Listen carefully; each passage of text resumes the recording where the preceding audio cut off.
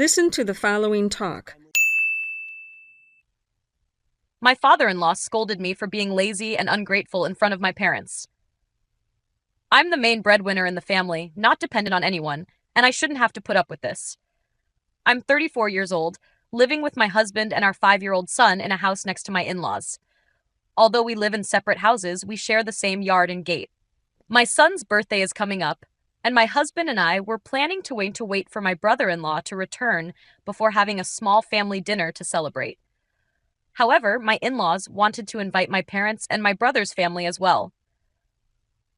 While most people would probably be happy about this, I really wasn't looking forward to it. This is because my father-in-law is very strict, overly meticulous, and judgmental. There have been several incidents whenever my family visits. One time, when my younger brother came over, he greeted my father-in-law as uncle. The next day, my father-in-law said my brother was rude, claiming he should have addressed him as father. He even said if my brother wanted to call him uncle, he might as well call him a guy in a derogatory way, and continued with other offensive remarks. 2 years ago, on my son's birthday, my parents came to celebrate. After we all had lunch, I cleaned up the table, took the dishes outside without washing them immediately, and went back inside to chat with my parents while slicing some fruit. Suddenly, my father-in-law angrily called me out in front of my parents, saying I was lazy and ungrateful, berating me without any regard for my parents.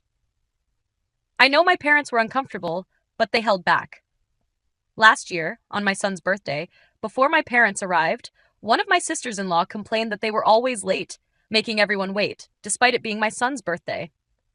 My father-in-law then chimed in, also criticizing my parents for being late. The sister-in-law didn't even help with the cooking or cleaning. She just came to eat. Moreover, she had never even met my parents before.